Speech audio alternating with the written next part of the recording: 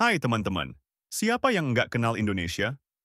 Negara kepulauan terbesar di dunia dengan lebih dari 17.000 pulau, kaya akan budaya, sumber daya alam, dan tentunya potensi ekonomi yang luar biasa. Tapi, pernahkah kamu berpikir sejauh mana Indonesia bisa melangkah di kancah ekonomi global? Bayangkan, dengan populasi lebih dari 280 juta jiwa, Indonesia menempati urutan keempat negara terpadat di dunia. Populasi yang besar ini bukan hanya angka, ini berarti pasar domestik yang luas dan tenaga kerja yang melimpah. Ditambah lagi, Indonesia memiliki sumber daya alam yang berlimpah, mulai dari minyak, gas, hingga mineral seperti nikel dan tembaga. Bahkan, Indonesia adalah produsen nikel terbesar di dunia, komponen kunci dalam baterai kendaraan listrik. Menarik, bukan? Nah, dengan semua potensi ini, pemerintah Indonesia memiliki visi besar.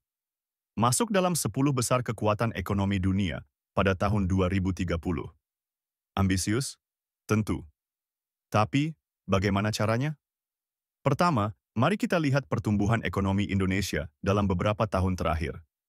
Pada tahun 2024, ekonomi Indonesia tumbuh sebesar 5,03%, angka yang konsisten dengan tahun sebelumnya. Namun, ini masih jauh dari target Presiden Prabowo Subianto yang menginginkan pertumbuhan sebesar 8%. Salah satu pendorong pertumbuhan ini adalah investasi, yang mencapai pertumbuhan tertinggi dalam 6 tahun terakhir, sebesar 4,61%. Infrastruktur yang dibangun oleh pemerintahan sebelumnya juga berkontribusi signifikan. Tapi, apakah ini cukup untuk mencapai target 2030? Untuk mendorong pertumbuhan lebih lanjut, pemerintah telah mengambil langkah-langkah strategis. Salah satunya adalah program penghematan sebesar 19 miliar dolar untuk mengalihkan dana ke inisiatif prioritas, seperti program makan siang gratis bagi lebih dari 82 juta anak dan ibu hamil. Namun, langkah ini juga berarti pemotongan anggaran besar-besaran di berbagai kementerian, termasuk Kementerian Pekerjaan Umum dan Kementerian Koordinator Bidang Perekonomian, yang anggarannya dipotong lebih dari 70% dan 50%. Ini tentu menimbulkan pertanyaan, bagaimana dampaknya terhadap layanan publik dan proyek infrastruktur? Selain itu, Indonesia juga telah mengambil langkah berani dengan melarang ekspor nikel mentah sejak 2014.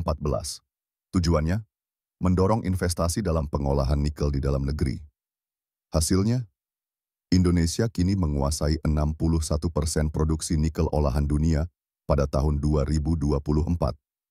Langkah ini menjadikan Indonesia pemain kunci dalam industri kendaraan listrik global. Namun, dominasi ini juga memicu kritik terkait isu lingkungan dan kebijakan proteksionis. Jadi, bagaimana Indonesia menyeimbangkan antara pertumbuhan ekonomi dan keberlanjutan lingkungan? Namun, perjalanan menuju 10 besar ekonomi dunia bukan tanpa tantangan. Proyeksi pertumbuhan ekonomi untuk tahun 2025 diperkirakan melambat menjadi 4,7% sampai 5,5%, dipengaruhi oleh potensi tarif dari Amerika Serikat dan melemahnya permintaan global. Bank Indonesia bahkan telah menurunkan suku bunga acuan menjadi 5,75% untuk mendorong pertumbuhan. Tapi, apakah ini cukup untuk menghadapi tantangan global? Selain itu, pemerintah menargetkan pertumbuhan ekonomi rata-rata 7% pada tahun 2045, dengan transformasi ekonomi sebagai kuncinya. Ini termasuk peningkatan produktivitas, penguatan inovasi, dan integrasi dengan rantai pasok global. Namun, dengan tantangan seperti pemotongan anggaran dan ketidakpastian ekonomi global, apakah target ini realistis? Jadi teman-teman, dengan segala potensi dan tantangan yang ada, apakah menurut kalian Indonesia bisa mencapai target masuk 10 besar ekonomi dunia pada tahun 2030? Apa yang bisa kita lakukan sebagai masyarakat untuk mendukung pencapaian ini? Yuk, bagikan pendapat kalian di kolom komentar. Jangan lupa untuk like video ini dan subscribe channel kami untuk mendapatkan update terbaru seputar ekonomi dan pembangunan Indonesia. Sampai jumpa di video berikutnya.